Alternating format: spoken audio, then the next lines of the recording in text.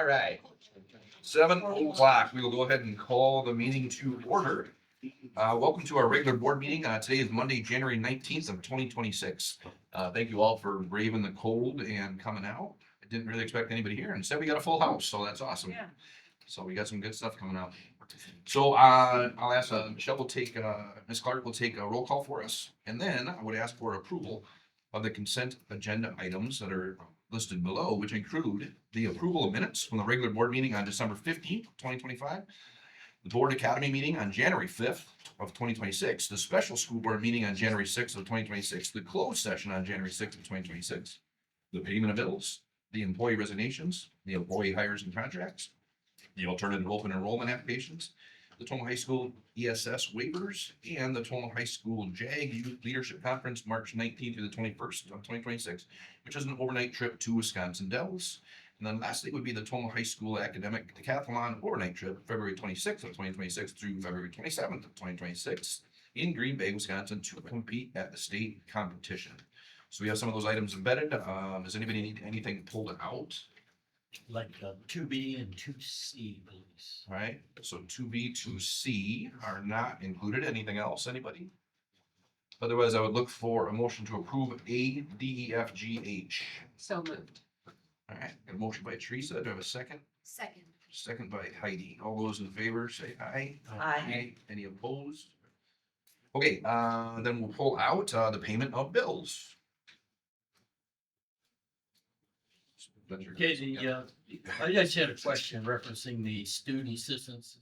Is that based on enrollment or what? Because I see there are different levels in those. What generates? Those generate funds basically two ways. When students leave the district, parents, many times will just say, lunch account money can stay with that school. So that money will go in there, and then also through community donations. So they specify then. Yeah. Okay, Yeah. I was just wondering because there were, okay, very good, thank you. Any other questions on payment of bills? Otherwise, I look for a motion to approve it now. So moved. Motion by Teresa. Do I have a second? I'll second. Second by Sue. All those in favor, aye. Aye. Any opposed? Okay, then C would be employee resignations. Just a quick question referencing that is to the timing. That would be the pending school year. It would be at the end of this school year. So far. Is that? Yes, if that, yes. Okay. Assume that, I think. Yes, so 20, effective 25, 26. And I do want to note, Dr. Skowronek has a very long tenure here in the district. And me personally, in the last 6 years, it's an absolute honor to serve with him. So we'll miss him greatly. Bar is set very high. Continue to work through those with the Board of Education as we put together the positions for next year. That's the reason I was asking because it was to flow. Okay, thank you. That's all. All right. If I don't have any other questions on that, then I look for approval of the employee resignations. So.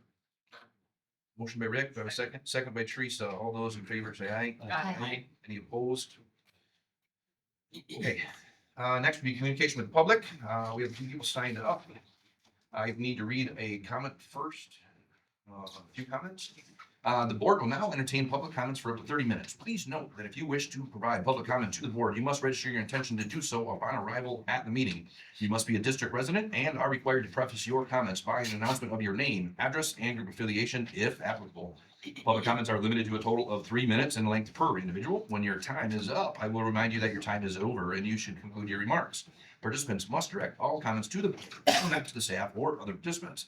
No person may address or question board members individually. Please note that certain subjects are not appropriate for public comment.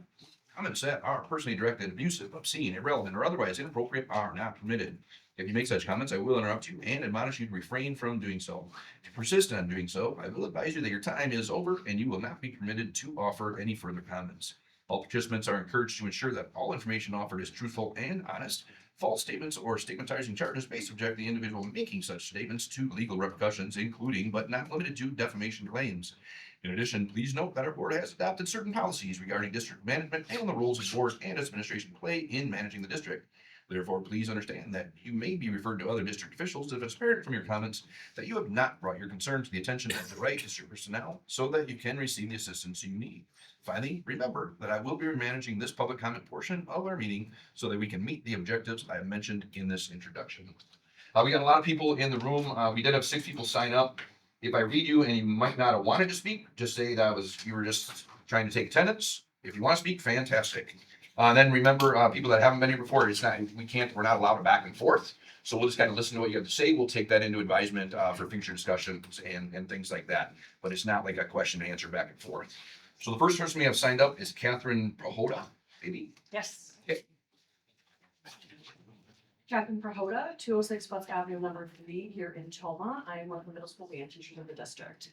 And I'm going to cut right to the chase. The Tomah Band Department needs an additional full-time band teacher in order to properly service the Tomah Band students and give them the rich musical education they deserve. We have proposed this position for the last 2 years, and both times it was not approved. Now, I assure you, we have gone through all the proper channels and followed the chain of command every time we have proposed this position. I'm simply here to keep you informed of the state of the band department tonight. When I was hired to teach middle school band in Tomah 11 years ago, I was the only TMS band teacher responsible for teaching 6th, 7th, and 8th grade bands, TMS marching band, TMS jazz band, and solo ensemble. The high school band teacher, Charles O'Brien, taught concert band, wind ensemble, marching band, 2 high school jazz bands, show band, and pep band. In order to alleviate burnout at the high school, I also covered some high school pep band and directed the pit orchestra for the high school musical. Since the fall of 2015, enrollment in the Tomah Band program has exploded. Our TMS marching band is now around 175 students. There are 2 TMS jazz bands that service almost 100 students. Band classes have between 85 and 105 students in each grade level band, and a record number of students want to participate in solo ensemble. To better service the growing number of students involved in band, the district has twice ordered additional lockers for the TMS band room. We have purchased more school-owned instruments for students to utilize. We have split band classes into multiple sections to accommodate the constraints in the band room. We have added additional teaching staff to help teach beginning band lessons and marching band camp, and so much more. While we greatly appreciate everything the Tomah Area School District has done to provide for the Tomah Band program, we are at an impasse. There is an enormous amount of students that deserve a rich musical education, but 3 band staff members is no longer enough to support the opportunities that we offer. One example is the lack of a TMS jazz band this year. In order to stay mentally and physically well and give my best teaching every day, I stepped down from the TMS jazz band position. None of the other TASD band teachers have time in their schedules to direct the 2 TMS jazz bands, and no one has applied for the position, so 100 TMS band students are unfortunately left without a group that they desperately want to be part of. This is just the tip of the iceberg. If high participation in band continues and we do not receive additional staff, the band department will need to seriously look at restructuring curriculum and reevaluate opportunities such as marching band, jazz band, and solo ensemble, so students can continue their high levels of excellence without fear of burnout. The district's mission is high-quality student learning every child, every day. Even though we're trying our best, we are still falling short due to resources that we are given or lack thereof. This is now our 3rd time proposing this additional band position. I encourage you to give this much thought, ask many questions, and visit the band room to see our concerns in person. Thank you for your consideration, and please don't hesitate to contact me with any questions. Thank you. Okay, next person signed up is Jen Waffnagel. Yeah. Okay. Good attempt. So, Jen Schroffnagel, 1010 Berry Avenue, apartment 303. So, good evening. My name is Jen Schroffnagel, and I'm one of the band teachers in the district. I am here to talk about the lack of interventions and the effects they have caused the band program. So right now, the 6th grade band students are the only students at TMS to receive regular small group lessons with 4 to 6 students per lesson. This allows us to check their progress and help students with their instruments and teach instrument-specific content. The 7th and the 8th grade students are only able to be pulled in once per quarter during their flex time. That's assuming all students per section can be pulled in, which hasn't happened yet this school year. We have narrowed down our 16-lesson curriculum into 4 lessons spread out throughout the year. This is a significant decrease in interventions due to the TMS building schedule and our teaching loads.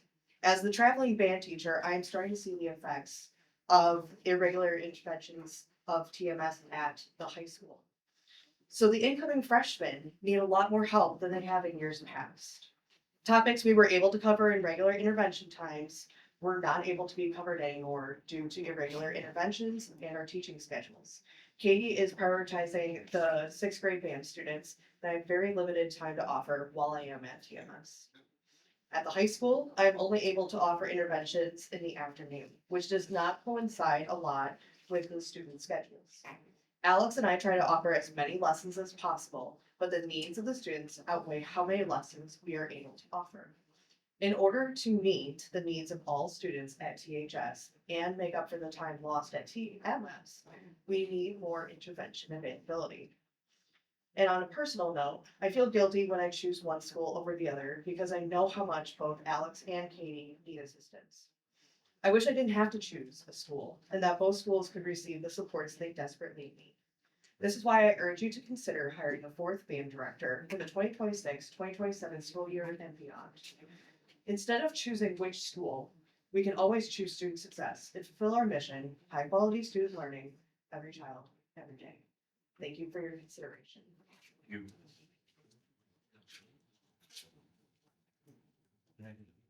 Continue the trend. We have Alex Knepker.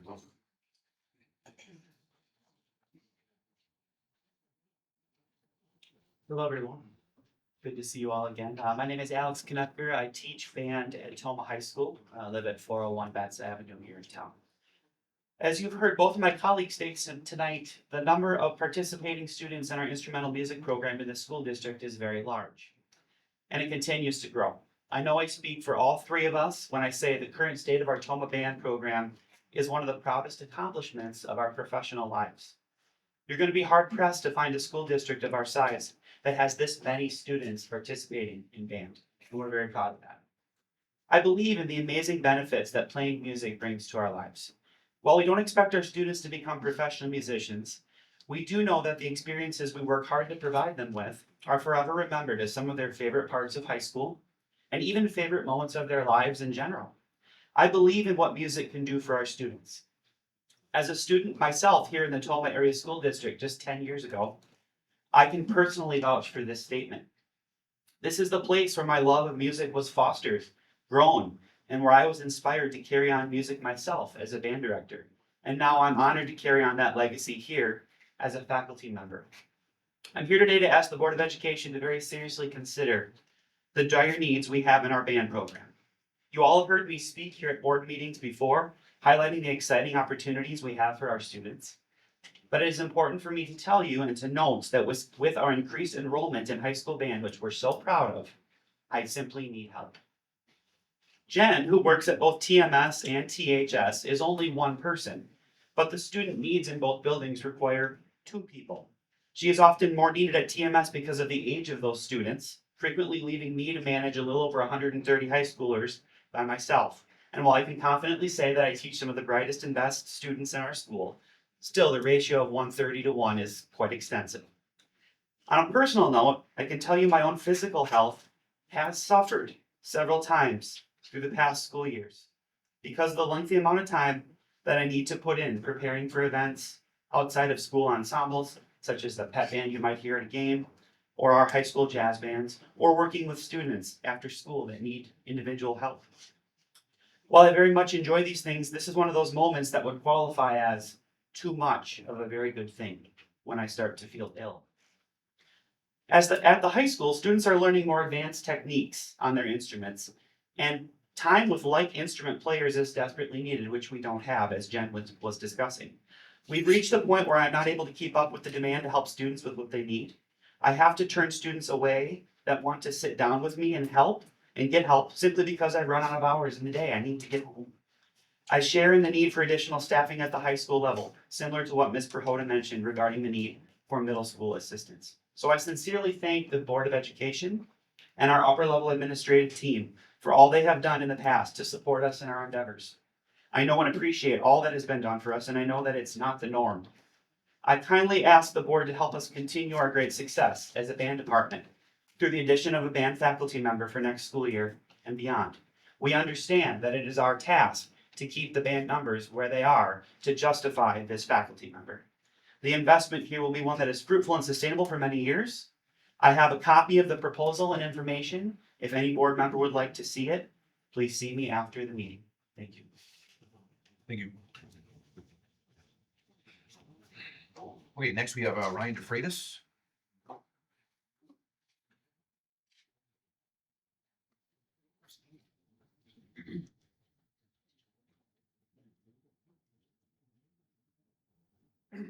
All right, good evening. My name is Ryan DeFreitas. I live at 421 North Street here in Tomah. And my affiliation tonight is as a band parent. So here we go. All right, well, good evening, members of the Tomah Area School District Board of Education, superintendent, staff, students, and all the community members tonight. That's awesome.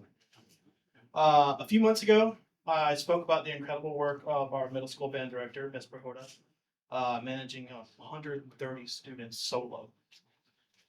She got their instruments, marched to the high school, somehow led a practice session, performed alongside the high school band, and returned all students safely back to the middle school. That night showcased powerful mentorship between our middle and high school programs.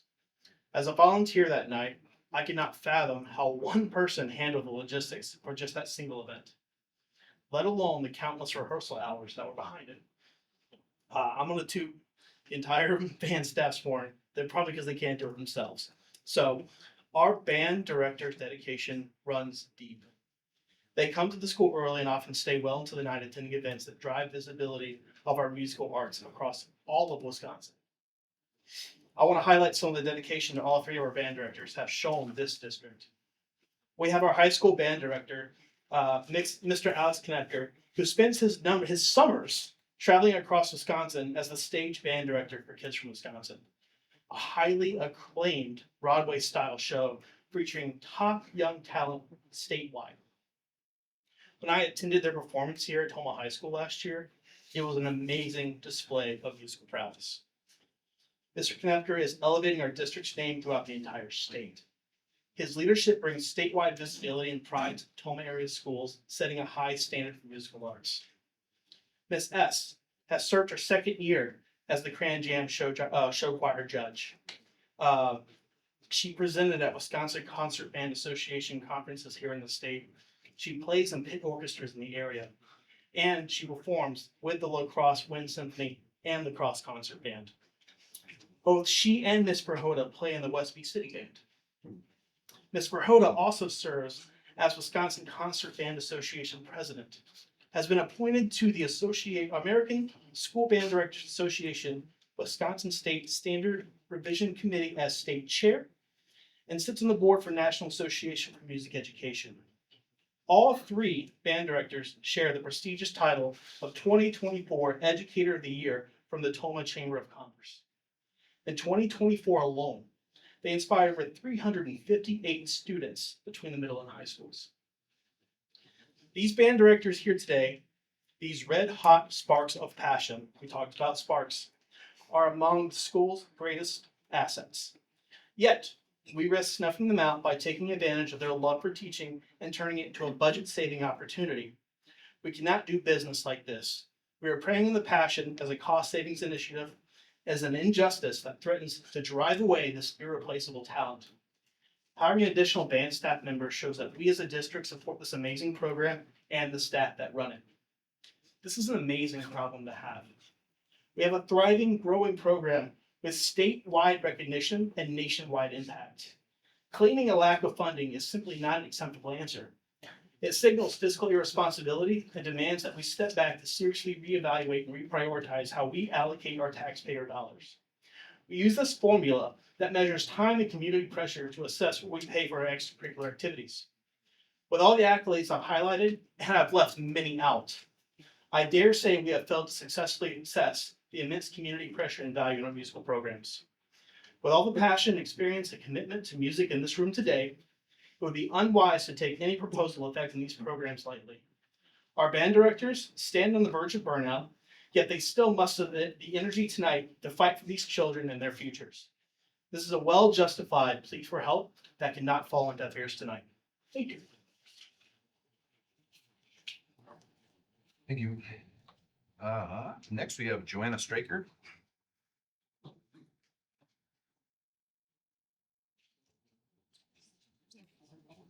Hello, my name is Joanna Stryker, 216 Alyssa Street in Tomah.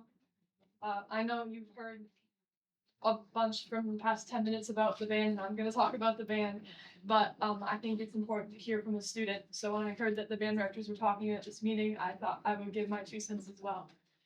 So filling out the district community survey as a part of the superintendent search made me think about our school district strengths and weaknesses. I think one of our biggest strengths is the performing arts. We have amazing choir, show choir, theater, and of course, band programs. Last school year, after someone saw the band's performance at Disney Springs, they invited us to march at the Minnesota State Fair. We also recently found out we were invited to perform at the Wisconsin State Capitol in March as part of Music in Our Schools Month. These honors are a testament to the amazing band program we have at the Tomah Area School District. More personally, I myself have benefited from many opportunities, including statewide honor bands, state-level solo and ensemble performances, and performances with extracurricular groups such as jazz band. I'm eternally grateful for all that I've been able to achieve during my time with the Tomah bands.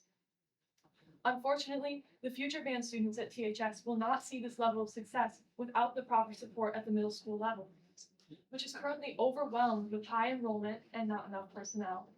This has been a recurring issue for many years, and it's time it's finally addressed.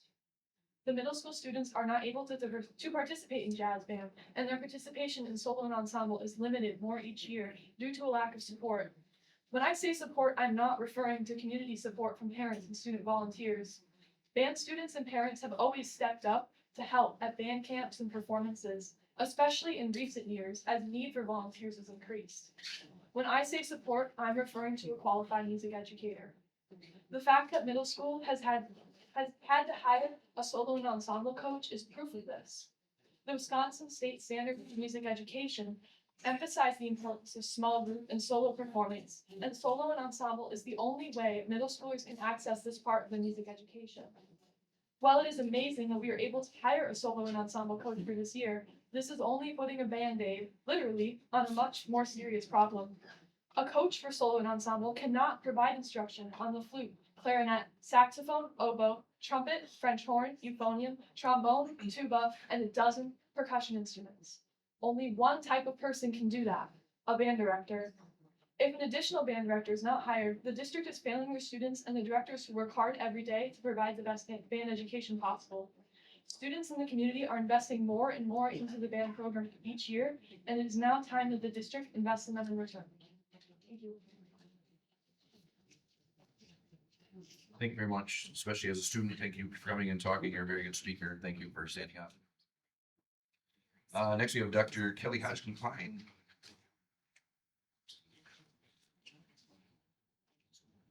Kelly Hodgson-Klein, 17879, interior of town of Tomah. I'm a former band mom and continue to volunteer with the band. So I may not have skin in the game right now, but our community does. And I really feel like we're at a tipping point. I talked to you last May about the importance of hiring another director.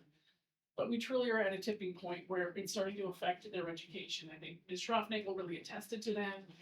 I did a little research today looking at different teacher professional organizations. The sweet spot to effectively teach ensemble groups is about 50 students to 1. At the high school, we're at 87 to 1. We're pushing 116 to 1 at the middle school. That's a great problem to have. But we're starting to see the effects of it. And you talk about intervention with band lessons, where you went from 16 band lessons to 4 in a year. We're failing our students. That would be like saying, I'm struggling at math, but I can't go to Timberwolf time because the teacher doesn't have time for me. I can't get help in chemistry because the teacher doesn't have time for me. Would that be acceptable in any other curriculum? No. And I'm going to use some other terms that our education terms. It's not just intervention. This is where you start to get some of the formative assessments for students. You can identify their strengths, identify their weaknesses. A lot of people don't realize at the middle school level, teaching band is like teaching a foreign language, but also teaching you how to change a carburetor at the same time. You can't do it by crowdsourcing. And hiring coaches is crowdsourcing lower levels of expertise. But let me tell you a little bit more about the importance of these lessons. This is where they form long-term relationships with these teachers. Both of my daughters are already out of high school. One is finishing college, one is halfway through right now. They had such a robust experience with band and mentorship with these teachers that they both had a band teacher write them a letter of recommendation for college. And when they were interviewed for college, for different organizations, they weren't asked about, tell me about your soccer experience, or tell me about your chemistry class. It was, tell me about your music experiences. And I had the similar experience when I was in college. When you're applying for scholarships, you're applying for leadership positions, they want to know about your music experience more than anything. My oldest daughter is going to be applying to medical school next year. And I know the questions they're going to ask because they're kind of universal across the board. Talk about collaboration, talk about teamwork, talk about leadership. And I know for a fact she's going to hark back to some of her music experiences. We're at a tipping point, like I said, and I want to use the cautionary tale of the Syracuse public school system as what happens when we don't invest in band. My husband and I went to the same high school. He was a senior, I was a freshman. 1 year ahead of him is his really good friend, John Captain. He was our premier trumpet player. He played in the pit band. He was the soloist for solo ensemble. He was the soloist in jazz band. He lives in Syracuse, right behind Syracuse University. His kids go to the public school system. He wanted nothing more than his kids to be in band. But that district did not invest in the band program, and it collapsed at the middle school level. Their high school is 2 to 3 times, almost 3 times as big as Tomah. They have maybe a dozen band musicians in it. That's what happens when you don't invest in the program. You burn out teachers. It starts at the lower level. You have musicians that tune out, aren't interested, and by the time you have high school level, you don't have anybody in the program. I implore you to consider hiring a fourth band teacher. Band is our shining jewel of our district. It's what we stand out in the state. And it's not just music. It provides so many other experiences for these students. So I seriously implore you to hire another teacher. Thank you for your time. Thank you very much. That will wrap up our public comments for tonight. Thank you all for coming for that. Move on. Get my glasses. All right, next, we'll go into reports and recognition of staff and students. So under that, we have Ms. Ruby Joyce, who is our THS student representative to the Board of Education. Okay, so first semester just ended with our grades finalizing today, and then our school food pantry that we started due to the government shutdown has turned out to be really good, better than we expected. So we're continuing to keep it up. It's been helping many students that are in our school. We leave it open. They can ask a teacher to go out, the teacher lets them go out, grab a bag, you can grab whatever you need. And then different clubs, some people, parents just bring food donations, or I know clubs I'm in, they set a budget and then they'll give it to buy food for this food pantry. And then DECA's competition season continues to go well as the academic decathlon. They were just the Eau Claire math competition doing very well as well. And then a new thing that we're starting this year is a winter dance. This is our first year doing it, but it's coming up and it's gonna be happening on February 21st. Cool. Very good. Thank you for that update. And next under that, we have the Tomah Elementary School's 5th grade students with their regional math knowledge competition.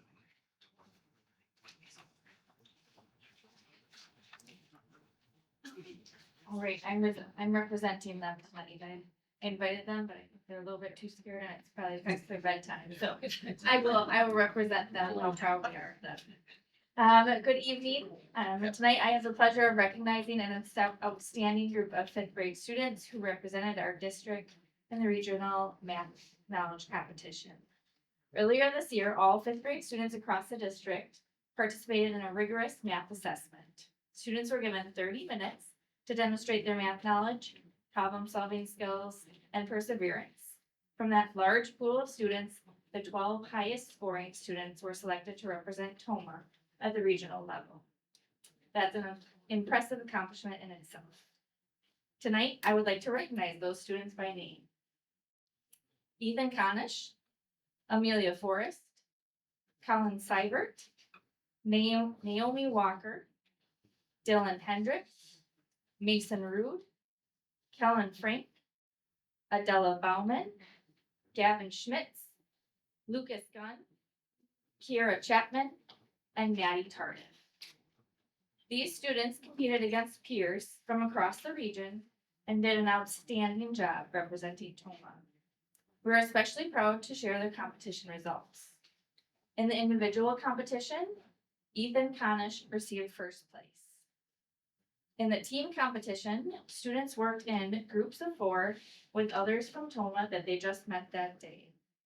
We received second place with Amelia, Ethan, Maddie, and Colin, and we also received first place with Naomi, Dylan, Kellen, and Mason.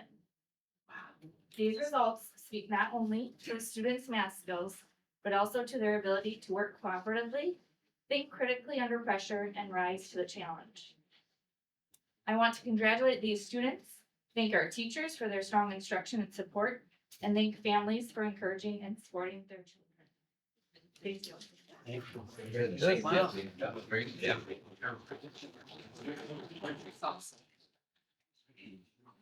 All right, next, we have the Tomah High School DECA program, students and advisor recognition for their national membership campaign and high-level capture campaigns.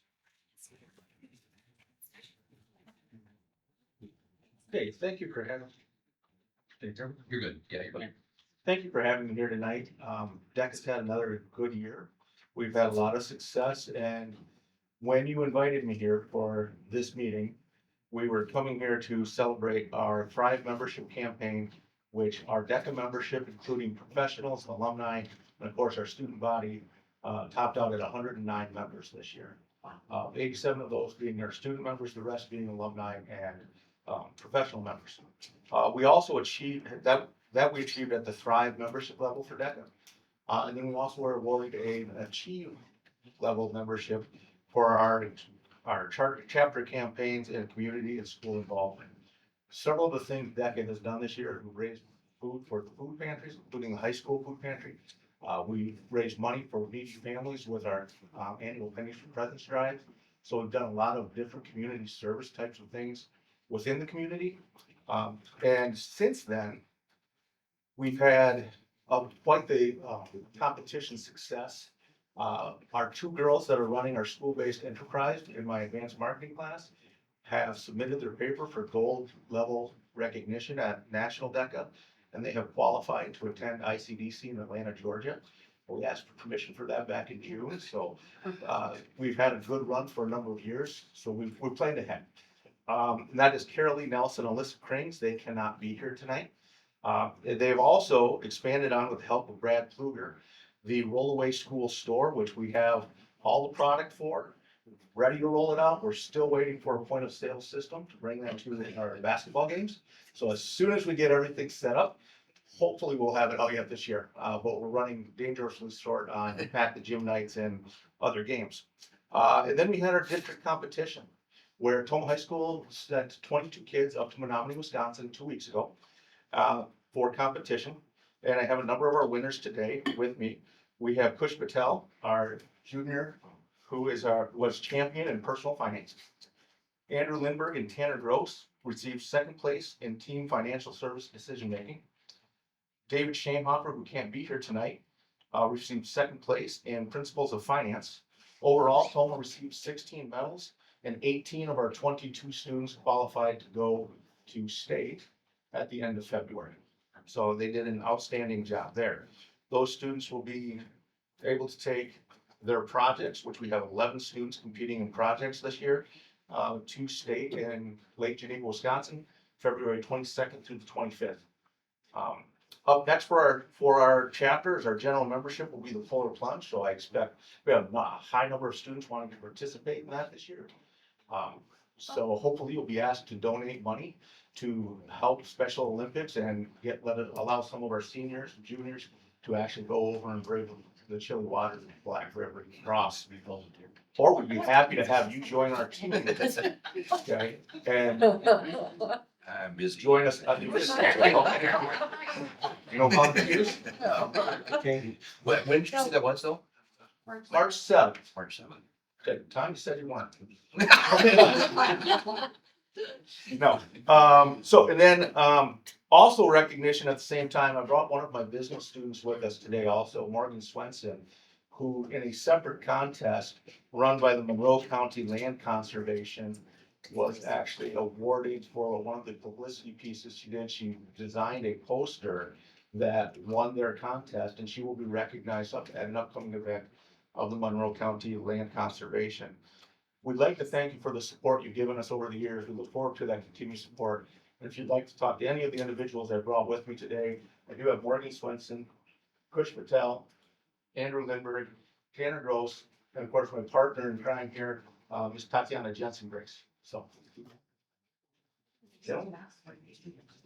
Yeah, anything you want? Anything you want to summarize, maybe what you did? Or Right. something, or yeah.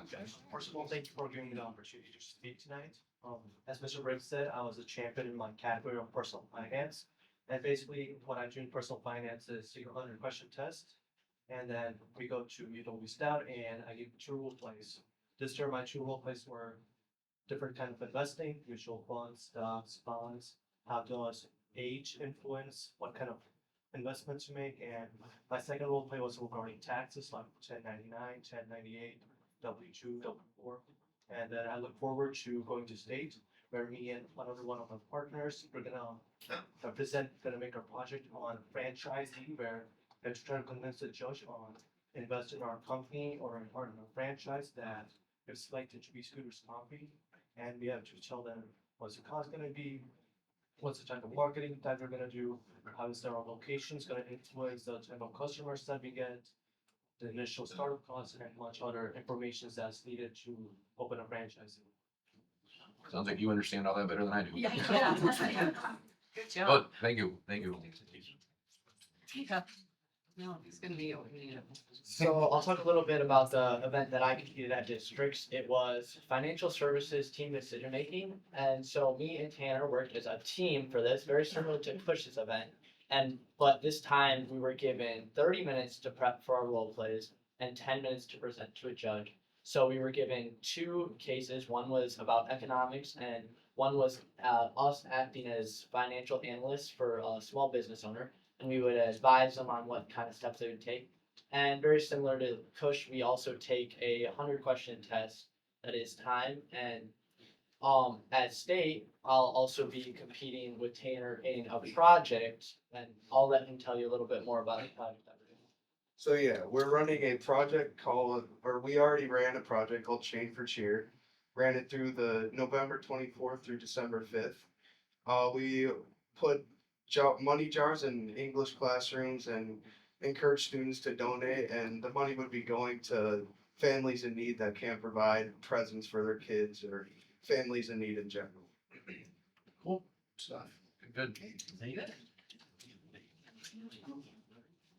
One little side note, because Kush didn't say it about himself, and then one of our members, Elizabeth Cranes, who could not be here tonight, they are both running for state officer this year through the Wisconsin DECA program. So if they're able to go through that, they'd be representing at the state level, and we're very proud of both of them. Good. Thanks, Mr. Briggs, and all you guys for coming. Yeah, fantastic. Any questions for? Anything for Mr. Briggs or? I don't know. She's kind of being shy. Just step up. There we go. Give me a little encouragement. So the theme for the poster we had to do was soil where it all begins. So I drew a person holding a flower pot and had the soil underneath and kind of a polluted city above. Could kind of represent that no matter how much we humans destroy the land, soil will always be there and thriving. Sounds cool. So that wasn't that difficult. We don't write that often. She's selling herself short. The contest also required the students to hand draw everything this year. They were not allowed to use computer generated images at all. Wow. So, very cool. Which was quite the task for a lot of our business students. So, but they did an extremely good job. Would it be on display at some point, someplace at high school or anyplace? Or? If it advances far enough, they're actually going to make it into posters and use it at Cool. the, And it'd be Monroe distributed kind of cool. Yes. Very cool. We don't currently have access to the poster. It's at the Monroe County Land Conservation Society. Okay. So awesome. Great, very good. Thank you all for coming. That was awesome. Thank you. Yeah, very good. Thank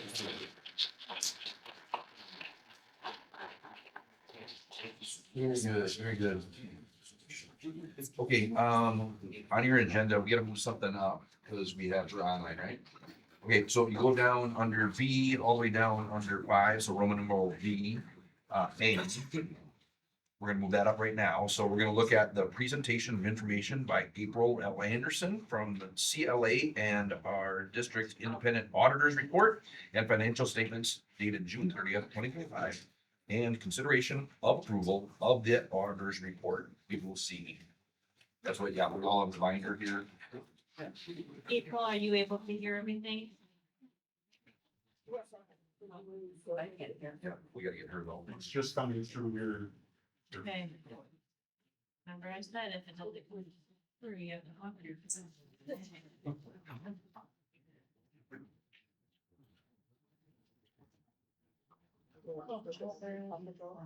Yeah, just give me half a second.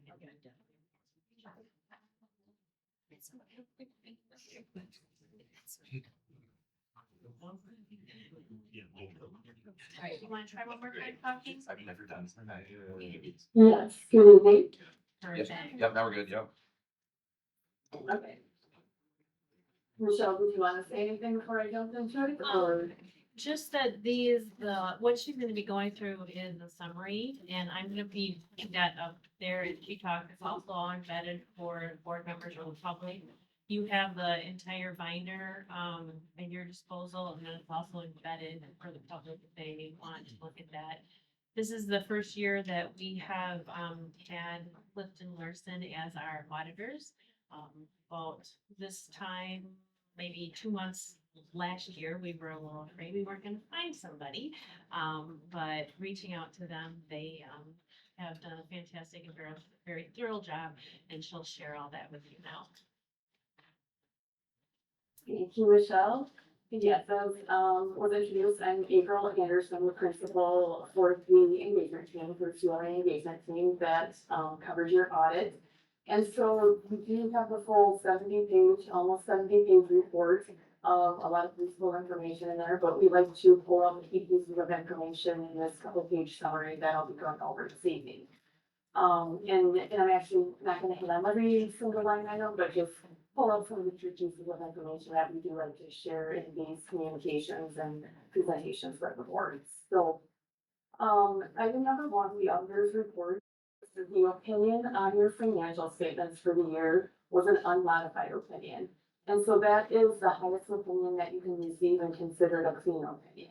So that means that your financial statements are in accordance with generally accepted accounting principles and the governmental accounting standards that you have to follow as a governmental entity. So that's obviously what you're striving for, and hats off to Michelle and her team and the district overall for the work that they do in complying with all the accounting standards and rules and regulations there.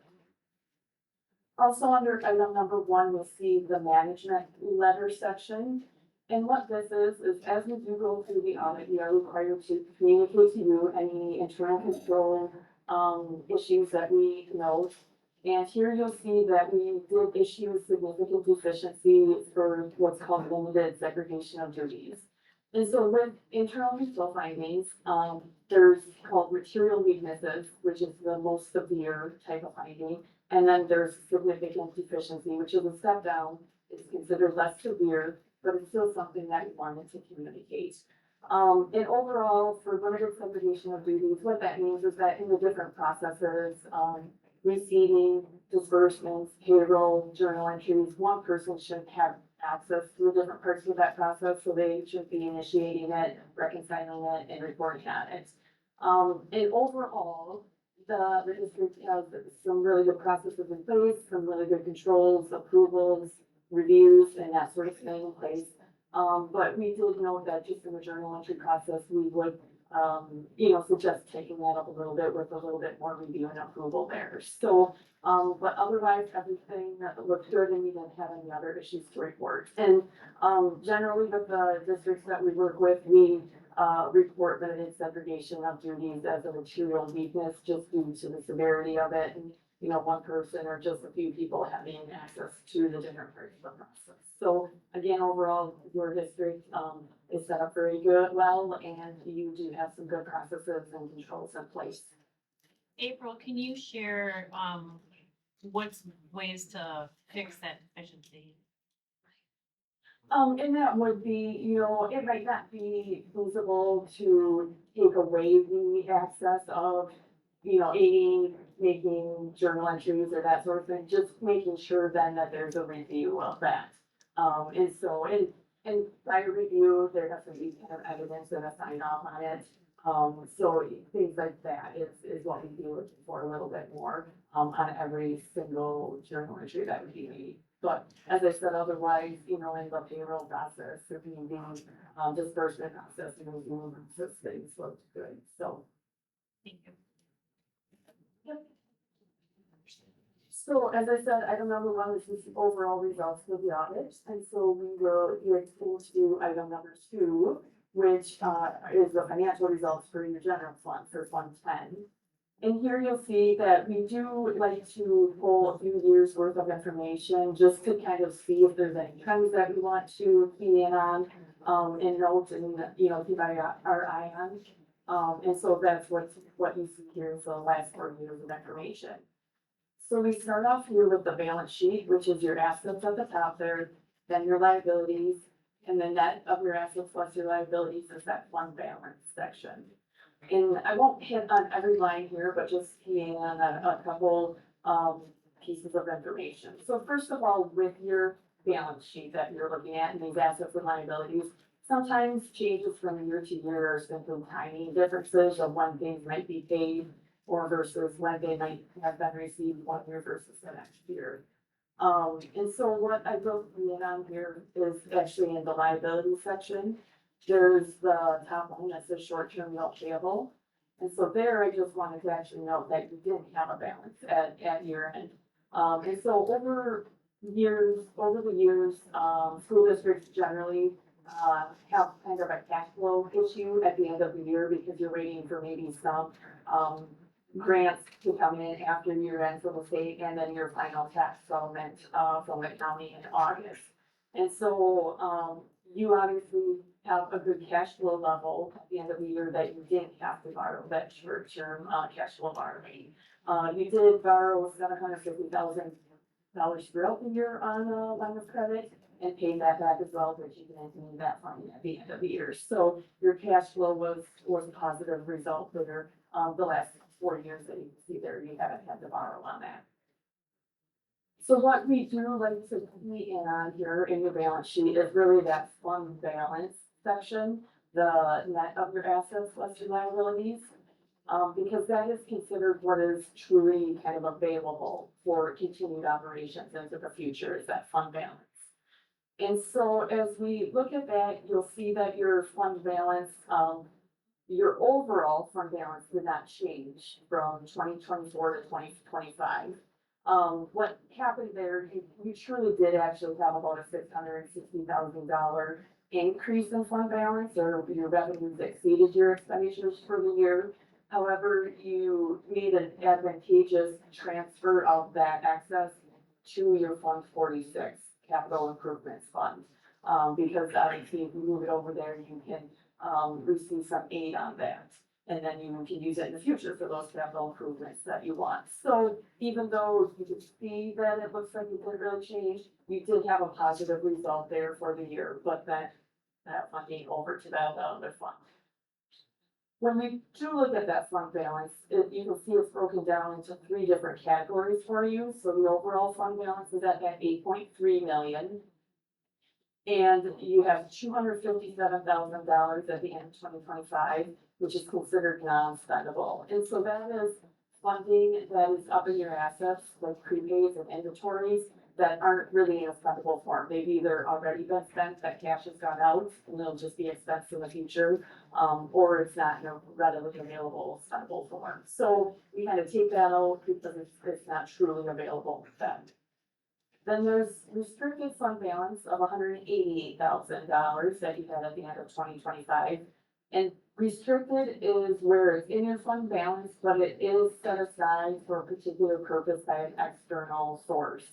And so, this $188,000 that you have in that form of fund balance relates to your self-insurance and some grant funding that you've received, but that can't be used for just any particular purpose. It has to be used for those specific funding sources. So then you'll see the highlighted line, the unassigned fund balance of 7.9 million. And that's what is truly considered available to be used into the future for your future operations. And so you'll see that that is relatively stable for the last couple years. And what we look at there is taking that unassigned fund balance compared to your annual expenditures, the next highlighted line. And then we get down to that percentage at the very bottom of this page, where you'll see that that's at 19.8%. And it was the same last year. The couple years before that, it was a little bit higher at 22%. And what we see here is the general industry recommendation is to have that at about 25 to 35%. However, I will say with those school districts that we generally work with, it does run a little bit lower, about 20 to 25%, and I've even seen some down about 15%. But what is key here is that you guys are at that level, and that seems to be kind of a comfortable level for you guys to operate at, and you maintain it. So it's not like it's considerably going down each year, but it's maintained at that level of around 20%. So, and again, you were able to actually have excess revenues in the current year, and you moved that over to Fund 46. So again, you're at a good level there, really, and maintaining that. So that's what I have for the general fund. I don't know, Michelle, or how you usually do this, if you want to have questions as we go, or just continue on. Yeah, if the board has any questions, feel free to just interject them. Okay. Calculations, and then we have that funding sitting aside there to be used for those future capital improvements needed for the district. So, positive there to be able to build that up as you have them. So overall then, you know, that your overall fund balance for all your governmental funds has truly increased over the, since from 2024 to 2025, from that 14.6 million to the 15.6 million. The next section that you see there, item number 4, is business type funds, and what you see here is your food service fund, and that is reported a little bit differently than your other funds. And so here it's called net position, kind of similar to the fund balance concept. And you'll see that that has decreased over the last couple of years, but that's kind of the trend that we've been seeing since COVID funding in, you know, the 21, 22, 23 year time frame. Funding reimbursement for food service meals was increased. And so now that kind of increased the fund balance in that position during that time frame. And now it's coming back down to somewhat of a normal level that you're seeing there at the $262,000. And then the very last book of funds that is reported in your financial statements is in item number 5, the fiduciary funds. And so here you report your employee benefit trust fund, so Fund 73, where you are setting aside some funding there for those future OPEB and pension benefits for your employees. And so you'll see that over the last couple of years, that balance that position balance at the end of the last couple of years has increased a little bit, and at the end of 2025, it's at 1.1 million. So those are all your funds that are reported, and as I said, there's more detailed information in the financial statements, but these are kind of the key pieces of each of those activities. And then the last thing that we like to highlight in our summary to the board is item number 6, which is just the long-term obligations that the district has outstanding. And here you'll see that you don't carry any general obligation debts, so you haven't for the last few years. And so obviously you can see that on the last couple of lines, Each school district in the state has a general obligation debt limit, which is 10% of the equalized value. So your limit is 257 million. But you don't have any outstanding against that. And then the other long-term liabilities that are reported in your financial statements include lease liabilities, so long-term contracts for the use of the assets is $558,000. You will see there's compensated absences, which relates to employee benefits that your employees have earned, such as sick vacation type leave, to be used and paid out into the future. So that balance you see did increase quite a bit from 2024 to 2025. And that is mainly due to a new accounting standard that was implemented and a different way of calculating what that balance truly is. And so in the past, it was really only calculated based on what would be paid out at like retirement or termination. But the current standard requires a calculation for what is truly earned at the end of the year, but to be paid out and used during employment as well. And so that's why that increased, because there's kind of two parts to the calculation now. And then the very last item that you see in that long-term obligations section is just your other post-employment benefits. The district single employer plan that you have for your employees for post-employment benefits, and that's estimated at about 4.1 million. Again, you have that trust sitting in Fund 73, that was on item number 5, that does have a balance to help offset those costs and pay those costs if they become payable into the future. So that is, as I said, the key pieces of information that we like to share. And overall, you know, you don't have any debt outstanding, so you have capacity there if needed. And the general fund, you had positive results there, and we're able to move some of that excess over into your Fund 46. So, really positive results overall for 2025.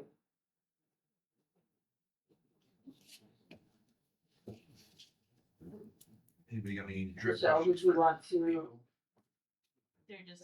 They're figuring out if they have any questions for you, Bruce. Okay. And I know that there's a lot of information in the full 70-page booklet, so if you are looking at things later on and have any questions, you can certainly, you know, feel free to reach out, work through, Michelle to get back to me if you have questions for me directly. Thank you very much, April. Have a nice. Have a good Thank you. Yeah, thank you. Thank you. Thank you. So, didn't have any questions for her. If you had anything else for Ms. Clark or Dr. Hanson, otherwise I would look for approval of that auditor's report that was presented to us and that we have in front of us. So moved. Motion by Teresa, do I have a second? I'll second. Second by Sue. All those in favor say aye. Aye. Any opposed? Okay, and like she said, you can go through this, and if you got questions, you can reach out to her or Ms. Clark and go from there. So we'll jump back up to where we were and go to district strategic plan initiatives and student achievement. And under that, we have a presentation of the leadership activities by the Tomah High School Guiding Coalition. Back up. Yeah. Yeah.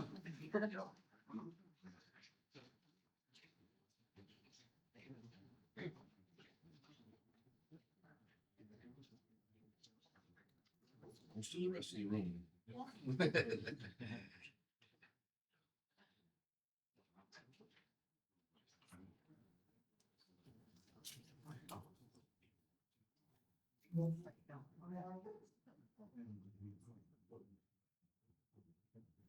While he's doing that, let me introduce them to all of you. They are Mr. Miller, Ms. Smith, Mr. Casillas, Ms. Johnson, Ms. Wyman, Mr. Adams, and Dr. Maspa. Guiding Coalition of Tomah High School. Okay, it's working. Wonderful. Thank you again for inviting us. It's really awesome to be here and share what's happening in high school with our Guiding Coalition. Our mission is high quality student learning, every child, every day.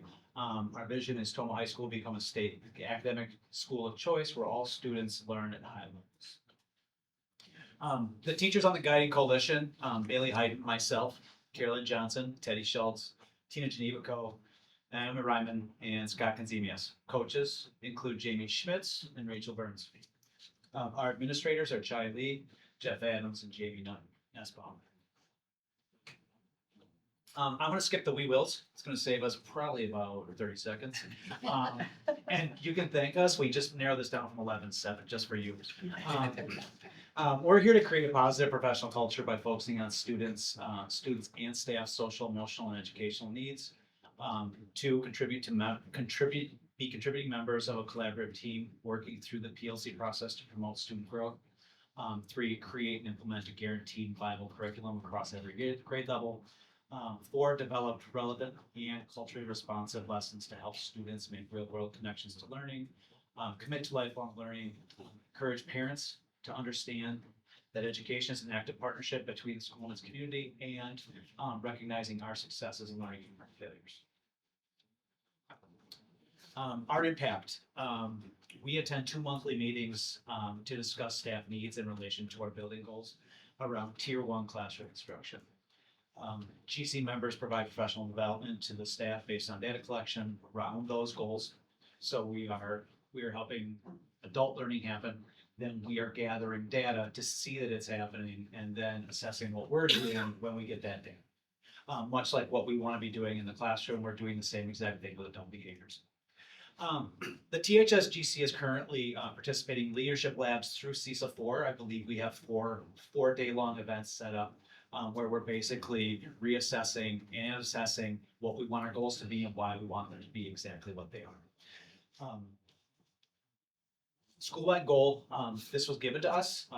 This was basically, this was from Angie down to us.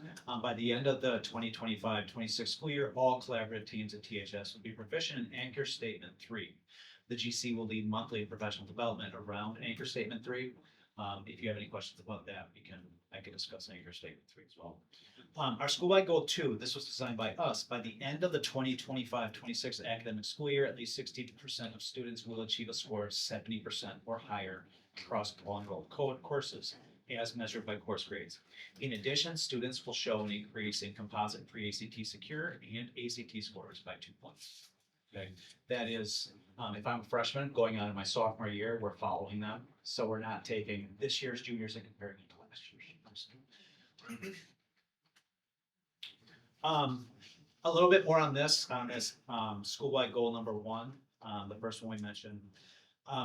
We are working on adherence and commitment to this anchor statement of 1 and 2, the ones we spent the last 2 years working on, which is the collaborative culture. Basically, like we saw you do, our teams are coming in, they're setting up an agenda. When that agenda is set, we're making sure we're moving quickly and expediently because we have 47 minutes, maybe a little bit more if we're lucky, but we want to make sure we have that agenda lined up tight so we know what we're doing. Anchor statement 2 is making sure our curriculum is viable.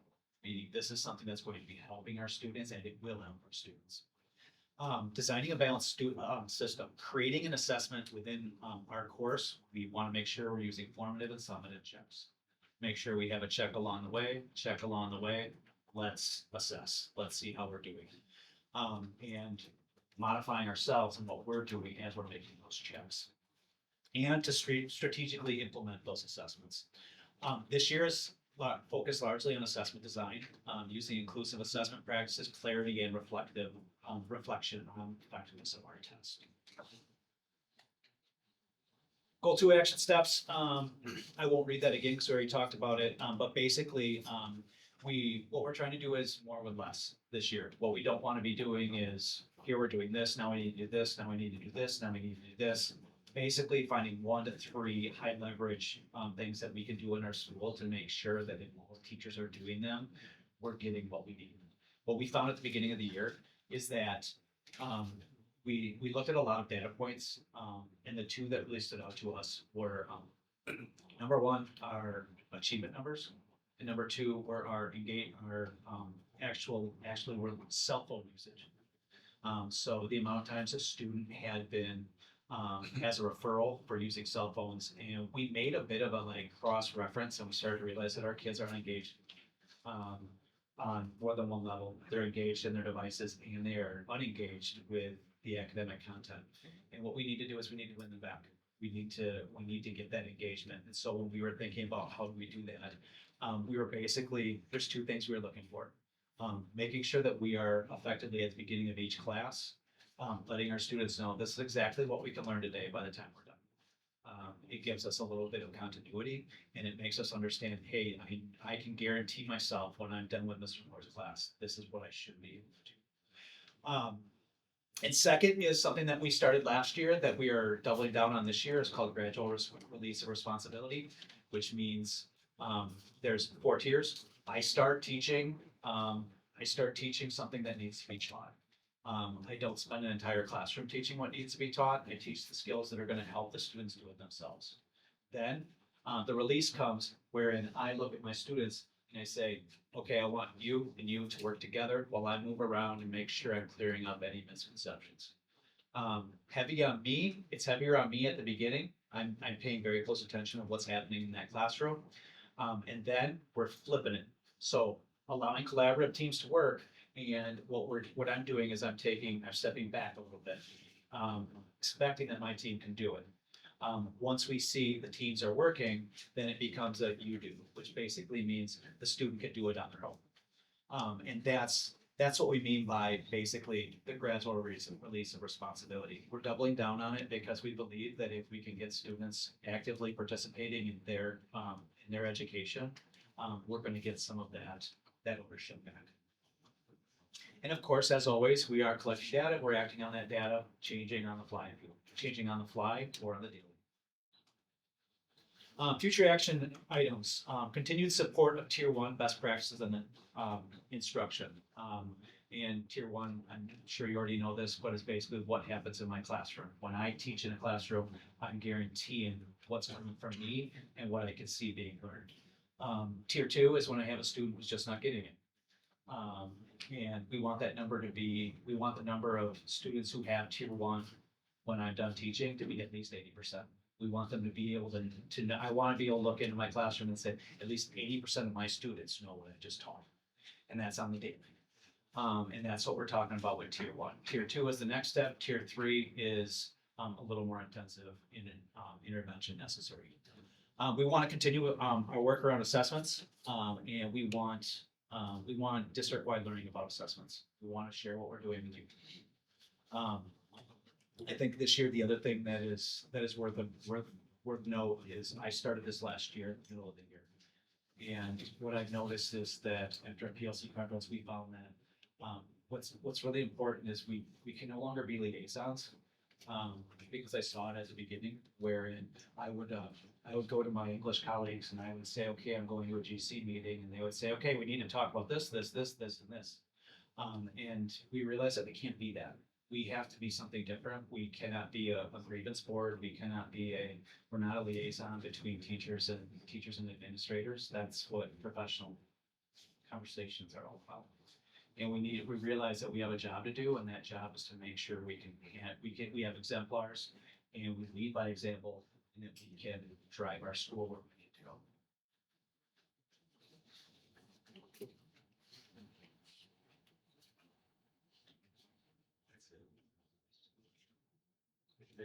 I encourage conversations. Any questions? You left it all up to this gentleman to present. Did you get the short straw? That's my question. No, he willingly did this. I have been a member of the Guiding Coalition at the high school for quite a while. It's my 12th year in the district. I have moved from a business teacher into an instructional coach role. And I just want to say, like, I'm incredibly proud of the high school Guiding Coalition and the growth that they themselves have made to be the lead learners and the leaders of the building and step up and really drive this work and take ownership. And it was seen today in our learning and our meeting. Do you have an actual question? I'm sorry. Yeah, actually, I do. Yeah. Really. Sorry.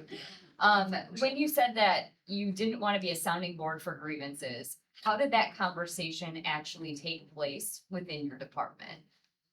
It looked something like, basically I keep, because I'm very clear with my department. I'm incredibly clear after every meeting. I'm telling them exactly what we're talking about. We're very transparent. Well, I try to be it, but I think we all try to be. Basically, this is what's happening. And this year it was as simple as, I'm bringing this to the board. Are you going to table it? And we tabled it.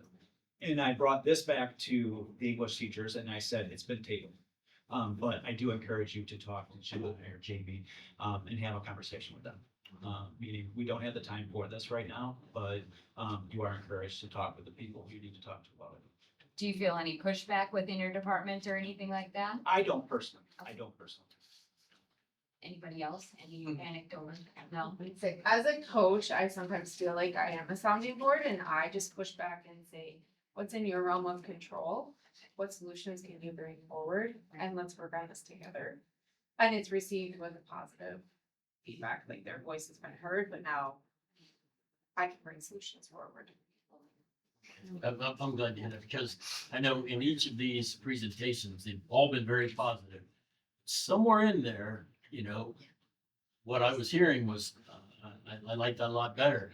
You had those things within, because if you think we're gonna sit here and say everything's just going okay, we're talking about people. The change is hard for anyone.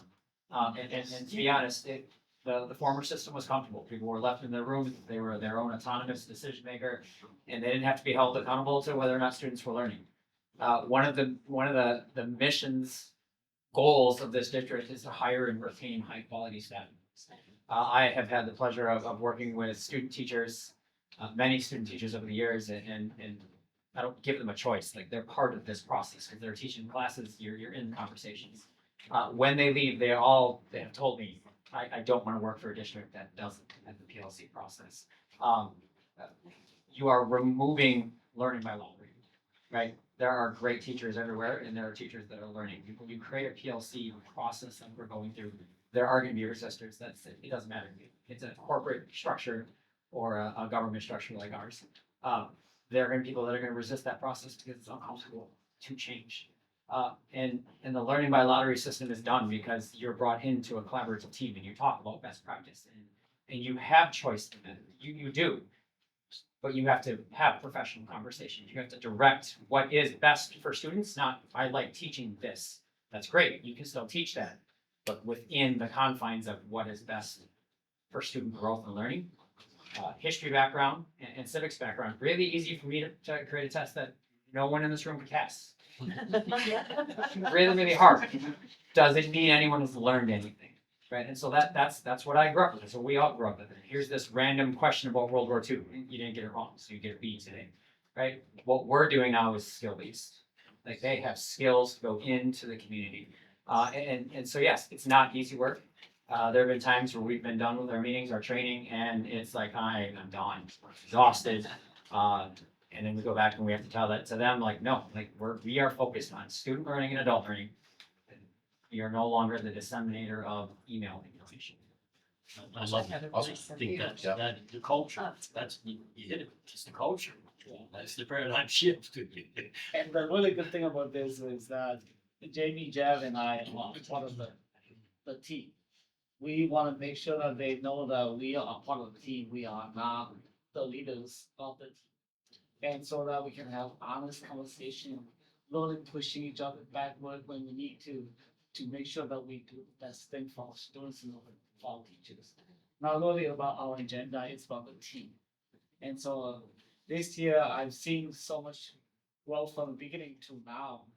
The courage and the empowerment of the work is transparent. I really do appreciate the team for doing that.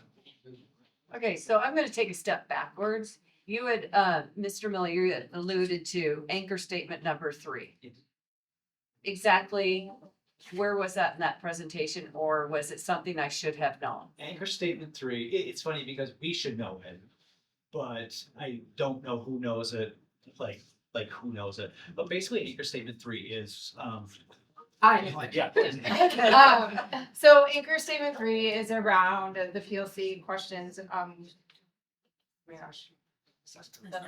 It's around assessment, but it's around You'll see question number 2. Okay, so what is this- that? Really getting at what do we want students to know and how are we gonna know when they know it? It will move into then anchor statement number 4, which is coming next year, which is around what do we do when they don't know it? And what do we do when they do know it? So intervention and enrichment. And it's really hard to do assessment without talking about intervention and enrichment because they do go hand in hand. But this year, as a district, we're really focusing in on anchor statement 3 and building high quality assessments. So looking at the process of looking at our essential standard, looking at the DOK level, so that's knowledge, the rigor of the standard, writing quality assessment questions that assess at the rigor of the standard and the depth of knowledge of the standard. And then refining and reflecting upon our practices.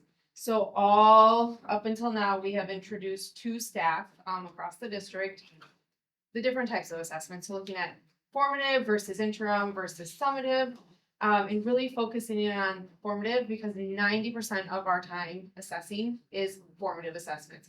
We're doing this daily in our classroom. These guys are doing this every single day and they're making moves based on where they see their students are at in that moment for the next day.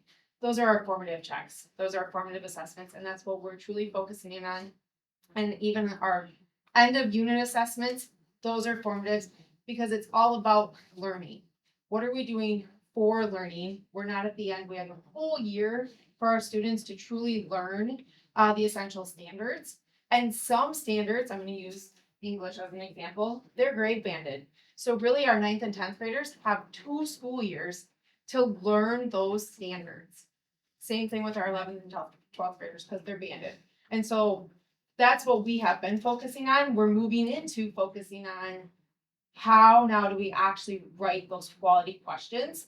And when they're not at the rigor of the standard, what's the process that we go through to reflect, refine that question, take it back to our collaborative team, and continue as a team to say, have we hit the rigor of the standard? If not, what do we need to do to continue to build the system? Okay, so as I understand, the state of Wisconsin adopted Common Core as the standards. I have read every single Common Core standard for kindergarten through 8th grade. No, It has been. State of Wisconsin has not adopted Common Core. Okay, Yeah, that was about, I want to say 15 years ago, but it is now called Wisconsin State Standards. okay, which is loosely so based on- those standards, okay, there's based on these every state based their standards on these things. You have a standard, it's usually at a C level. From all of my experience in education for 20 or 30 years. So I would like to see that when you're doing these formative assessments, when you're teaching to these standards, that you teach beyond the standard, above the standard versus at the standard. Is any of that going on? Currently? Yes. No. I think that's a slightly unfair, if you just be respectful, I don't know if that's a fair question. Yes, When it is. when you look at, explain, when you look at like the social studies standards, right?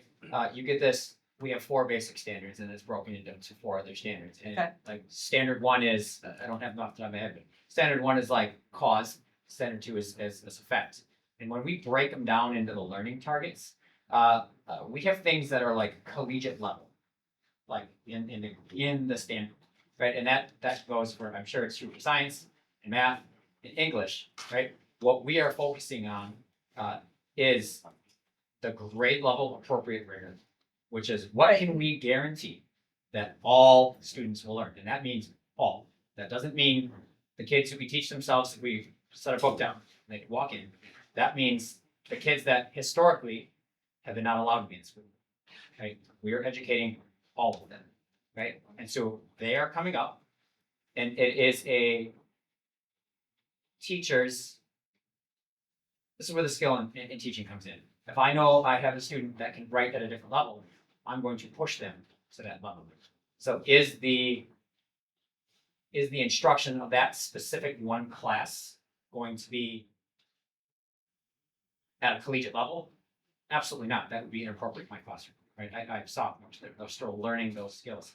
Can I push the expectation of the assessment that I'm giving on those students who are capable of, once I know that they're at that level?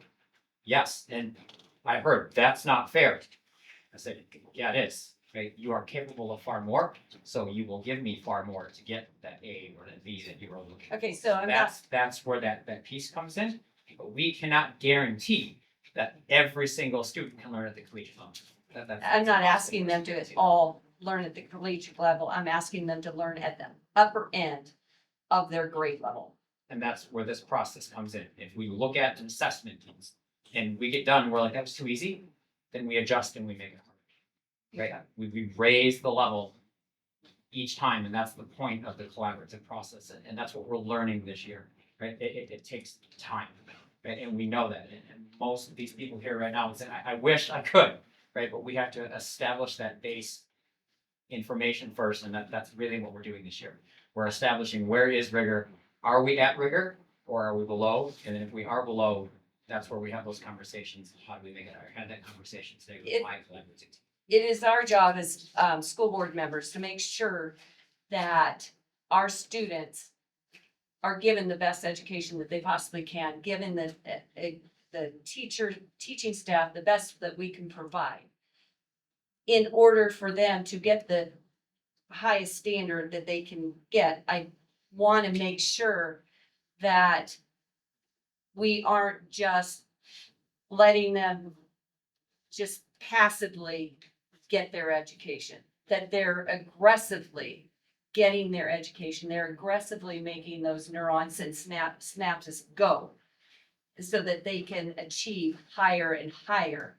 And that we don't leave these kids that are, due to whatever ACEs they are, behind, and that they are being pulled up by their peers or by you as the instructor of the classroom, pulling them up and getting them to achieve beyond what they even think they can achieve. That's the most important thing to me. And making sure that, because when you do that and you get them thoroughly engaged, that takes care of another issue that we have, and that's behavioral issues. Because if they're engaged, they aren't screwing around. They're going forward and doing what they're supposed to be doing and being more productive, and in the end, being very productive citizens. And that's what we are trying to turn out as educators, is a productive workforce, a productive community, and an enjoyable lifestyle for the community at whole. With all due respect, I think that everything that you've stated is very true. I welcome you to come visit and see what we do. I am trying to get there. I think that, like, looking at a group of teachers who are doing this and suggesting what you're suggesting is a little unwarranted right now. Sue, you got a question? Yeah, I do. When you say your individual assessments and then at the end of the class period, you want to reach a certain goal. In the classroom, is the teacher given the autonomy to kind of get there on their own, or like two history teachers aren't doing exactly the same thing? They kind of have their own approach to it? Correct. You do? Okay, that's good. We have this is where we would like it to be, the depth of knowledge, and this is the learning target we want you to have. But we do have autonomy. If we're teaching the same thing here, we can do it a little bit differently. In fact, we must, because in our collaborative meetings, when we come back together, I say, hey, I didn't get them. What did you do? Scott tells me. Okay. I think a lot of that is all part of the PLC process, though. Right. I mean, you're talking about going higher, but part two of the questions are, what do we do if they don't, and what do we do if they do? And that's all part of this PLC process, going back and reteaching, giving those extensions, that all comes into play with all of this. It's just not a one time in one class for one day thing. It's all the time for everyone. It's part of the process. And Well, that was the reason we were That's what pursuing we went to it. PLC, Yeah. because but you inherit someone in the 10th, 11th grade that didn't get it in the 4th, 5th, and 6th. Guess Yeah, what? yeah. You have a pretty steep hill. So now with this being, concentrated throughout the district, the results are gonna be there. I mean, I can just see from what you're saying. The only thing I wanted to say was, I wasn't throwing a damper on it, but I don't like the halo effect either. There are some things that are going on, but I'm pleased, I'm happy. I can see it in the countenance. I can, and hear it. There's some excitement there that, I think it's good. Thank you for what you're doing. This is third year or fourth year PLC? Well, it depends which one. Can I just add one other thing, too? One other thing you touched on, Teresa, was about, you know, maybe the lower level and bringing them up, that type of thing. I'm a special education teacher. Right. I'm in the classroom with the kids. I'm in that department. So we have a lot of students, a large majority that are not in pull-out classes anymore, that are in the general education classes, that kind of fit into what you're talking about there. And they are maybe struggling with some of the concepts, and they're being introduced to high levels of learning, and that does bring them up. And so that is a part of it as well. Thank you. Yeah. That's what I'm getting at. Yeah, it's 100% a part of it, and literally what I do every day, so. Awesome. Great stuff. I know it's a work in progress, which is headed the right direction. It's fantastic to get these updates. So And thanks that's for the what work you're doing. I wanted to know is the work in progress. Where are you? What are you doing? Thank you for giving us that. Thank you. Thanks for being here. Thank you. Okay, next we have service to the Tomah community, and under that we have acceptance of gifts of money and or materials. Thank you, Mr. Chairman. This evening, we'd like to thank Dagan Hart Tire donation to the FFA program, a donation of $250 toward the pancake supper. From WRJ Acquisitions, a donation to our powerlifting team of $500. From the Tomah Sports Boosters, donation to DECA for their Change for Cheer fundraiser, a $500 donation. From the Spirit Pump donation, Simram Corporation to Tomah High School, a $513.78 donation. From the Tomah Gridiron donation to THS for the football field paint fight, a $600 donation from Tomah Gridiron Club. From the Warren's Cranberry Festival, a donation to the Warren Safety Patrol trip to DC, $800. From the Matt Rothstein Memorial, a donation to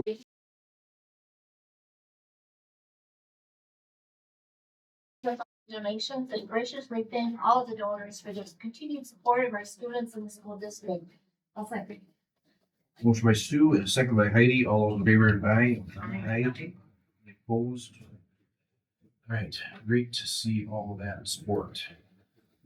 Okay, next we have future focus, and under that we have an update on the Rachel's Challenge, chain reaction events, and the request for support for adult volunteers. So if you recall, about a year and a half ago, we wrote a grant through the state for Starter Connections, and we aligned that with Rachel's Challenge. And Rachel's Challenge is a national program that was organized by parents of the student that was and last year we had all of our elementary, middle school, and high school students attend presentations by that organization. Special trainings for our middle and high school students for it's called For Rachel Club. We also, elementary students were able to have weekly lessons for the English school year. And then we had chain reaction events for our middle school and high school. And basically what that is that a group of high school and middle school students separately on 5 different days came together and did small group activities, learned a lot about themselves, about each other, how to be a good friend, how to be reach out with kindness to people around you. Because the whole premise of Rachel's Challenge is anti-bullying, making sure people know that contemplating suicide, that there are people out there that can help you, and saw a very positive reaction out of our high school, middle school students that did this day-long program. Then this year, we came back for the second year in our middle school and high school doing the second year program with that. And we are again having chain reaction events in February. The response from students has been overwhelming, and we have about 100 kids for each of those days, the ninth and sixth grade classes at the middle school, high school, that want to participate in this event. But we can't, have that many students if we don't get some volunteers. So we're reaching out to see if school board members or community members that you know can help on a certain day. There'll be things by Facebook shortly, we're organizing, or we're emailing like, businesses or some organizations in town just to say spread the word. We need about 20 more adults to help between the 4 days. We had a good response, but we don't want to turn any of these students away from it. And the ratio is supposed to be like 4-1 for students. But when I participated last year in talking to the presenter, she said we really need maybe 5 or 6 students per adult, so we're aiming for that 6. So we still need 20 adults. So if any of you are available on any of the days that if the information is embedded, please reach out to me and we'll get you signed up for 1, 2, 3, or all 4 days that you like. It must be a full day. Yeah, you have to be there the whole day, and you really don't need, anything, you don't need anything, any special training. Everything that the adult does, it's scripted or course right there. The facilitator really runs it. And yes, so you present, you participated last year. If you wanted, do you need any special training to do this? No, we do not. We just facilitate, because there are a lot of large group activities they do for team building, and then they break out into several different times, you break out into smaller groups. And you just facilitate the conversation, you have a list of questions that you kind of talk about and discuss a little bit. And it was eye-opening for me, especially, to realize that there's so many kids going through so much that we don't have any idea. I think it was eye-opening for each of them, because the groups I had, I don't think very many of the kids knew each other at all. So they were all strangers to each other. And they just realized that, everybody here is struggling with something. Some of it's big, some of it's little. Some of it was, was a very emotional day, and very emotional for me. But it was a great learning experience. And last year we utilized the fairgrounds for the high school and Cranberry Country Lodge, Tyson and Julia donated for the middle school. This year we're doing all 4 days at the Cranberry Country Lodge. It's just a little bit more homey. Yeah. And like I said, the grant is paying for all of the materials, the presenter, the food of the day, and everything. We just need some more. It's worth participating if you can. Cool. Could we get it on the chamber newsletter by chance or anything? I know they have like a volunteer spot and stuff like that. Reach out to them tomorrow on Friday. Yeah. Cool. Well, thank everybody for taking a look at that, bringing that to our attention. We'll definitely look at my calendar. Nancy, thank you. Okay. All right.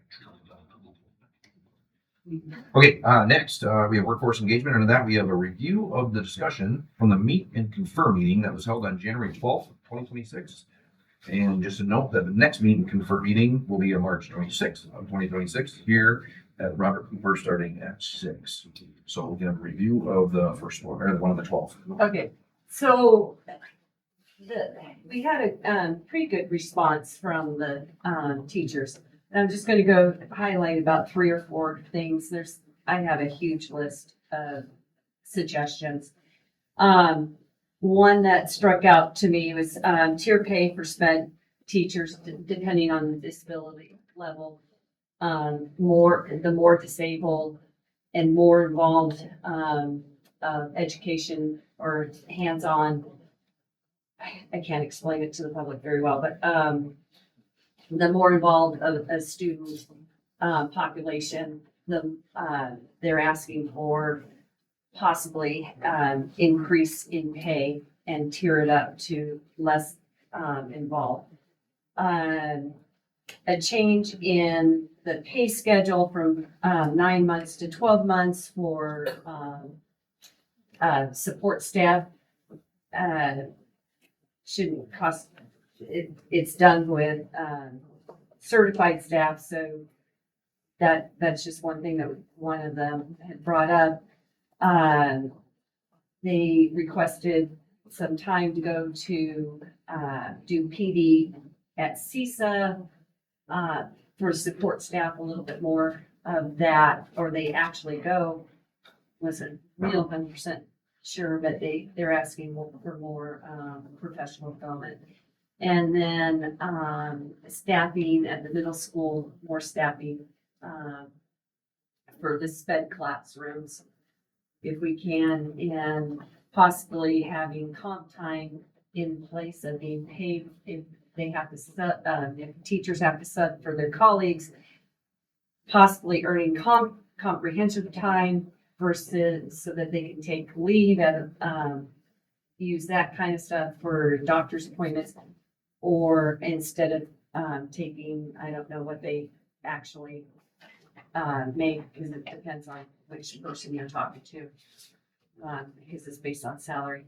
So, and then I think that's most of the highlights. I don't want to take more time. Here's Katie. Okay. Yeah. Thank you all. Points that just brought up with those, so those are all good. So the next one is March 26th. Here at 6 o'clock. Any questions for Teresa? I have a whole list. If you really want to see what they did, I can kind of decipher my notes. Thank you for being a part of that. All right, next we have financial and operations we're already done with. We have no unfinished business, so we'll move into some new business, beginning with consideration of possible approval of special education open enrollment spaces that are available for the 26-27 academic year. And Mr. Chairman and Board, Administration recommends the board approve zero open enrollment spots available. Dr. Skowronek has done another deep analysis this year to review possibilities of those, but due to staffing considerations of the current caseload, we highly recommend zero open enrollment for 26-27 school year. Any questions? The motion for that. So moved. Motion by Teresa, do I have a second? I'll second. Second by Rick. All those in favor say aye. Aye. Any opposed?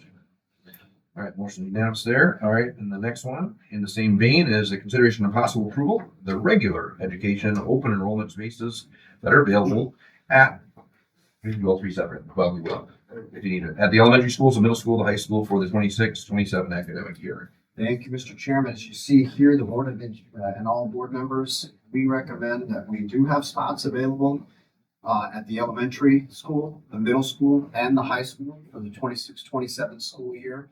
And administration recommends approval of the open enrollment spots as presented on the document. Do all three at once, all three levels at once. Yeah, fine. Yes, sir. Any questions about those, or I would entertain a motion as presented? If the motion could include elementary, middle, and high school, I won't have to bring it back in January. It's an old joke. It's 123. Make sure we get all three of those tonight. Okay. I make the motion. Okay, so motion by Spencer to approve the open enrollment at all three levels, including elementary, middle school, and high school. I'll second. Second by Teresa. All those in favor say aye. Aye. Any opposed? Okay. Next would be the consideration of possible approval to cancel our Monday, April 6th, 2026 Board Academy meeting due to it being a holiday. So today technically certainly is a holiday, but if you take a look at the April calendar, I want to thank Michelle for taking a look at that too. The 6th is right in the middle. We'll be off on the 7th, coming back to school on the 8th, I believe. But if you take a look at that, that's actually our spring break through that area. So we're recommending to not have that one, but we'll be very busy in February, March board again. So we'll get a lot of content to you there. Okay, don't hate me, all of you don't hate me. On the timeline of us hiring a superintendent, if we do not find somebody in that final interview process or anything, we would need to deliberate as a board before the election. The election is on the 7th.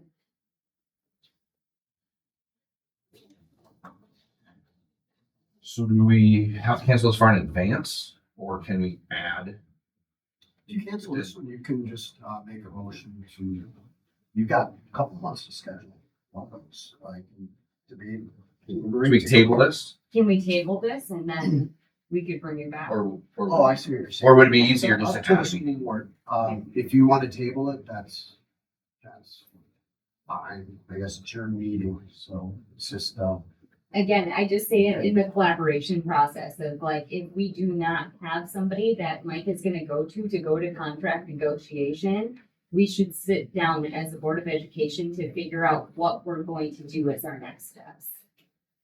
Then why not put it? I'm just saying, I'm just trying to say, keep that on the docket because the week before, we should, if we find somebody, we should be going to Right, negotiation. We need to basically have a meeting within what, 24 hours, 48 hours? yeah, so you can notice the meeting in 24 hours. So I would recommend canceling this one and you all can, get to your February meeting and even into March. You're gonna have a lot of meetings in there. Right. And so you're gonna wanna, if you're gonna get to the 23rd, So- you're gonna wanna come out of that and say, I'm just saying. So could we if keep you the, think you're so we can keep that night open? Yeah, just. But- keep those 2 days open. So Okay. this is an immaterial. It's good to keep that in mind though. Cancel. Yeah, You're gonna it's need to right hit the before ground election. pretty fast and notice that meeting within a day or two. So you'd want to get that one done before the end of March. Right. So I think you're safe. My recommendation is, take this one off the table. You all We'll keep that night open. tell superintendent to Well, it gets notice through. like special meetings. What, even April 6th? Technically, as of, if this motion goes through, there would not be a meeting scheduled, but just that could be an open night if we needed it, kind of last second. Okay, So whatever. if anybody wants to, somebody want to, make the motion as presented to cancel the meeting? I'll make that motion. Okay, Rick makes a motion to cancel the April 6th for now. Do I have a second? Sue? Spencer can. It sound like Sue. Sue. So motion by Rick and a second by Sue. All those in favor say aye. Aye. Any opposed? Aye. Okay, There's 4 to 2 of 2. us. 4 to 2. You got, Just for the. got that? Michelle? There. Right? Yes. Okay. Thank All right, perfect. No, it's all good. Okay. So I believe then we have upcoming events and activities that are embedded. Let's take a look at the Chamber of Commerce meeting. That's coming up in February. If you want to reach out to Sheila and myself, if you'd like to go, let me know how many in your party and we'll get you to that. We normally have 8 at our, budgeted at our table. And so it's a great evening. Sorry, thank you. All good there. Just make note of all those. And good. All right, so next we will look at a contemplated closed session pursuant to the Wisconsin statute, section 19.851C, for discussion, consideration, and action as appropriate regarding an administrative request for a waiver to administrator contract, reconvene in open session to act if appropriate on closed session business and or to entertain a motion to adjourn. So I will need a motion to go closed. Motion by Penny to go closed. I guess I can take a second by Rick, and now we'll do roll call. Yes. Yes. Yes. Spencer. Yes. Sue. Yeah, great. Yes. All right, we will be in close as soon as we can